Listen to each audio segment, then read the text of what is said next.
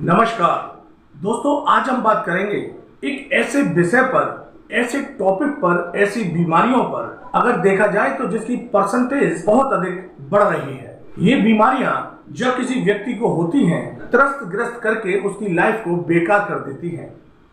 दोस्तों, तो ये बीमारियां होती क्यों हैं, आज हम बताएंगे। वीडियो को ध्यान से सुने और देखें, क्योंकि अगर जरा भी कोई टॉपिक मिस हो गया तो सारे वीडियो का अर्थ बदल जाता है। शुरू करते हैं। दोस्तों, जब कोई व्यक्ति अपने घर का कंस्ट्रक्शन कराता है तो अनजाने में उससे ये गलतियां अनजाने में होती हैं और ये वास्तु दोष उत्पन्न करके उस व्यक्ति की, उस परिवार की पूरी लाइफ को बेकार कर देता है, परेशानी और दुख से भर देता है और व्यक्ति समझ ही नहीं पाता कि आखिर ये क्या हो रहा है।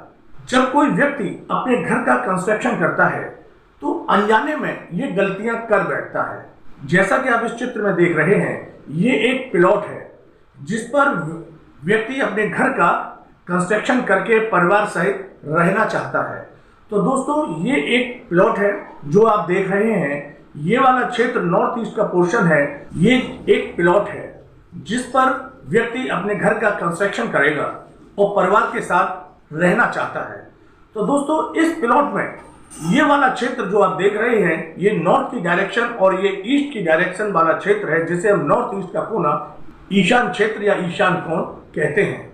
दोस्तों, ये किसी भी घर के लिए बहुत ही इंपॉर्टेंस रखता है। ये क्षेत्र व्यक्ति को सक्सेस प्रोग्रेस कराने में बहुत बड़ी हेल्प करता है। पर चूंकि आज हम ऐसी बीमारी की बात कर रहे हैं तो सिर्फ और सिर्फ हम बीमारी की बात करेंगे, उसके बाद उसके रेमेडी अर्थात उपाय को बताएंगे। तो दोस्तों, ये वाला क्षेत्र जिसे हम नॉर्थ ईस्ट का कोना ईशान क्षेत्र कहते हैं, ये यहां से और यहां तक मेन या मूल ईशान कोण होता है। दोस्तों, जब इस क्षेत्र पर कोई हम भारी निर्माण कर देते हैं, एग्जाम्पल के रूप में इस क्षेत्र पर हमने सीढ़ियों का निर्माण कर दिया, स्टेयर्स का कंस्ट्रक्शन कर दिया, तो सबसे पहली बात तो ये हो गई कि यदि कोई व्यक्ति यहां पर एक मंजिल घर बनाता है या सिर्फ ग्राउंड फ्लोर पर ही घर बनाता है, तब भी अब यहां पर सीढ़ियां बनाने के बाद ये एक ग्राउंड फ्लोर से ऊपर जाएंगी सीढ़ियां और इसके बाद इसी सीढ़ियों के ऊपर एक ममटी का निर्माण करता है। ये ममटी का निर्माण पूरे घर के कंस्ट्रक्शन से सबसे ज्यादा हाइट वाला हो जाता है और भारी भी हो जाता है। यदि 2 मंजिल का घर कंस्ट्रक्शन करता है तब भी इसी क्षेत्र की सीढ़ियां ऊपर जाकर और वो ममटी बनाएगा और ये ममटी उसकी पूरे घर के कंस्ट्रक्शन से सबसे ज्यादा हाइट में हो जाती हैं और ये क्षेत्र भारी हो जाता है। जितनी मंजिल बनेंगी उतनी ही ज्यादा ये अशुभ फल देगा। किसी का 1 मंजिल का है, किसी का ग्राउंड फ्लोर का है, किसी का 2 मंजिल का घर है, 3 मंजिल है, तो जितनी मंजिलें बढ़ती जाएंगी इसकी हाइट और वेट बढ़ता जाएगा और उतनी ही परेशानियां उस घर में आती जाएंगी, घिरती जाएंगी, परेशानियों का आलम बढ़ता जाएगा। ममटी बनाने पर 1 मंजिल की हाइट खुद अपने आप बढ़ जाती है। 1 मंजिल हाइट पूरे घर के कंस्ट्रक्शन से कम 1 मंजिल की हाइट ममटी बनाने पर बढ़ जाती है। आखिर ऐसा क्या है? ये क्षेत्र ईशान कोण जहां पर व्यक्ति ने सीढ़ियों का कंस्ट्रक्शन किया, इस क्षेत्र में वास्तु पुरुष का सिर होता है। तो दोस्तों, जब ये वास्तु पुरुष का यहाँ सर होता है तो ये सर वाला क्षेत्र, चूंकि आपने यहाँ सीढ़ियों का निर्माण कर दिया और यहाँ पर ये 1-2 मंजिल जैसा भी आपका कंस्ट्रक्शन है, ग्राउंड फ्लोर का है तो ये ममटी यहाँ पर डबल हो जाएगी। 1 मंजिल का है तो ममटी यहाँ से और बढ़ गई, 3 मंजिल का है तो ममटी की हाइट और बढ़ गई। तो इस प्रकार हाइट बढ़ती चली जाती है।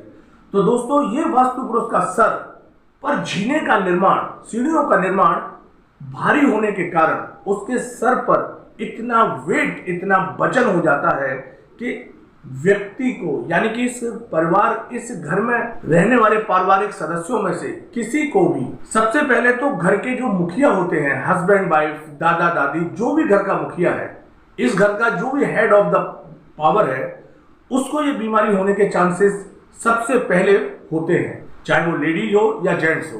तो दोस्तों, यहाँ पर इस क्षेत्र में वास्तु पुरुष के सर पर इतना वजन होने के कारण उसको सर से संबंधित परेशानियां शुरू हो जाएंगी। इस घर में टेंशन हर चीज में टेंशन, परेशानियां, कदम कदम पर तनाव, मेंटली डिस्टरबेंस, स्ट्रेस बढ़ता चला जाएगा। आप ये देखेंगे कि इस घर में रहने वाले लगभग सारे सदस्यों की मेंटली पावर थोड़ी सी डिस्टर्ब महसूस होगी। आपको बात करने पर ऐसे व्यक्तियों से ऐसा लगेगा कि यार इनका थोड़ा सा माइंड का पावर थोड़ा सा लूज हो गया है, क्योंकि ये हमेशा हर वक्त एक स्ट्रेस में रहेंगे, एक टेंशन में रहेंगे, माइंड एक तनाव में रहेगा। सर से संबंधित प्रॉब्लम जैसे आंखों की बीमारियां, सर दर्द की बीमारियां, सर में कोई भी ट्यूमर, पूरे शरीर में कहीं भी नसों से संबंधित कोई भी परेशानी, जैसे मान लीजिए कोई नस किसी की खिंच गई तो दर्द हो रहा है, या मान लीजिए किसी भी शरीर के हिस्से में नस में कोई रुकावट आ गई तो उसके शरीर में कोई दर्द हो रहा है, कोई कमी हो रही है, इस तरह की प्रॉब्लम्स क्रिएट होंगी। सर में ट्यूमर भी हो सकता है, आंखों के ऑपरेशन भी हो सकते हैं, या आंखों से संबंधित कोई भी परेशानी हो सकती है। तो ये बीमारियां धीरे धीरे बढ़ती चली जाती हैं। तो दोस्तों, ये जो पोर्शन आप देख रहे हैं, इस क्षेत्र में वास्तु पुरुष का सर होने की वजह से ये सारी दिक्कतें और परेशानियां धीरे धीरे बढ़ जाती हैं। और ये 100% ऐसा होता है, उस घर में रहने वाले पारिवारिक सदस्यों के साथ ऐसा होता है। मेरे पास जो फोन आते हैं उसमें इसी तरह की बीमारियों की बात करते हैं कि सब आंख का ऑपरेशन हो गया, आंख में मोतिया बिंदु हो गया, या सर में ट्यूमर हो गया, सर में कोई एक्सीडेंट की वजह से उसके सर में इतनी चोट लग गई कि वो मेंटली डिस्टर्ब हो गया, कि साहब घर में इतना तनाव रहता है कि हम एक जरूरत पूरी करते हैं जब तक 5 जरूरतें आ जाती हैं, जिसकी वजह से सर में दबाव रहता है, स्ट्रेस बढ़ता है, टेंशन होता है। तो दोस्तों, ये बहुत बड़ी प्रॉब्लम क्रिएट करता है। अब दोस्तों, हम इसके उपाय की बात करेंगे, इसकी रेमेडी की बात करेंगे, या यहाँ से और यहाँ तक का जो ये क्षेत्र आप देख रहे हैं, इस क्षेत्र पर इतने एरिया में कभी भी कोई सीढ़ियां, कोई स्टेयर्स का कंस्ट्रक्शन कभी भूल के नहीं करना। ये बेटेड होते हैं, ये बहुत वजन में होते हैं, और ये वजन वास्तु पुरुष के सर को पूरा का पूरा बेकार कर देता है। तो दोस्तों, ये वास्तु दोष क्रिएट करके उस घर में बीमारियां करता है। नॉर्थ से और ईस्ट की इस पोर्शन पर कभी भी कोई भारी कंस्ट्रक्शन नहीं करते हैं, और इस तरह की बीमारियों से बचने का सिर्फ और सिर्फ यही एक उपाय है, क्योंकि ये क्षेत्र पूरे घर के कंस्ट्रक्शन की हाइट में सबसे कम और वजन में हल्का होना चाहिए, ये वास्तु सिद्धांत कहता है। तो माय डियर फ्रेंड्स, इस क्षेत्र पर और अक्सर करके इस क्षेत्र को आप खुला रखिए। खुले का मतलब है इस पर कोई कंस्ट्रक्शन ना करें और इसे गैलरी के रूप में या पार्किंग के रूप में बना के रखें। अगर आपने यहाँ पर इसे कोई दरवाजा चढ़ा के या कोई कंस्ट्रक्शन करके शटर चढ़ा के इसे बंद किया, तो ये पूरे घर के एरिया से ये ईशान क्षेत्र कटा हुआ प्रतीत होता है, जो बहुत बड़ा और भयंकर वास्तु दोष क्रिएट करके पूरे घर की सुख शांति और खुशहाली और सक्सेस प्रोग्रेस को नष्ट कर देगा। तो दोस्तों, ऐसा कभी ना करें, इसको सिर्फ और सिर्फ खुला रखें और घर की 2 व्हीलर 4 व्हीलर इस तरह के व्हीकल्स को खड़े करने की पार्किंग के रूप में इस्तेमाल करें। तो दोस्तों, इसका यही एक बचाव है।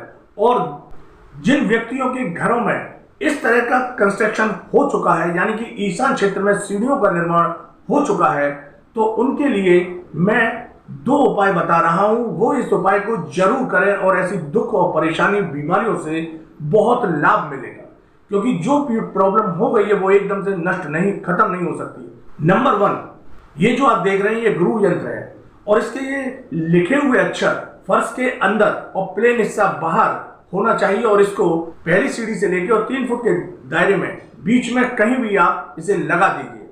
और दूसरा उपाय है कि यहाँ पर इस क्षेत्र में, जैसा कि आप इस चित्र में देख रहे हैं, इन क्षेत्रों में आप अंडरग्राउंड वाटर टैंक का निर्माण जरूर करें। एक छोटा सा अंडरग्राउंड वाटर टैंक का निर्माण आप जरूर करें। जिनके घर में सीढ़ियों का निर्माण है वो भी करें, और जिनके घर में नहीं है वो भी अंडरग्राउंड वाटर टैंक का निर्माण यहाँ जरूर करें। और ये वाटर टैंक छोटा होना चाहिए, जैसे 1.5 फुट चौड़ा, 2.5 फुट लंबा और 1 फुट गहरा। इस वाटर टैंक के अंदर जो पानी भरा है, इस पानी से जितना ज्यादा से ज्यादा हो सके घर की सफाई में यूज करें। दोस्तों, इस तरह से बना हुआ यह वाटर टैंक घर के अंदर सुख समृद्धि और खुशहाली तो देता ही है, साथ में आर्थिक तंगी को भी दूर करता है। दोस्तों, यहाँ बना वाटर टैंक नहीं है, ये एक धन के रूप में होता है। दोस्तों, आपने ये वीडियो देखा, समझा, आप मुझे कमेंट करके ये जरूर बताएं कि किसके यहाँ सीढ़ियों का निर्माण हो चुका है और उसको क्या प्रॉब्लम आ रही है। ये चीज जरूर बताएं। आपसे निवेदन है, ये वीडियो यदि आपको अच्छा लगा है तो लाइक करें और शेयर जरूर करें। ज्ञान की अच्छी और बेहतरीन जानकारी के लिए हमारे चैनल को सब्सक्राइब करें। नमस्कार, जय श्री राम।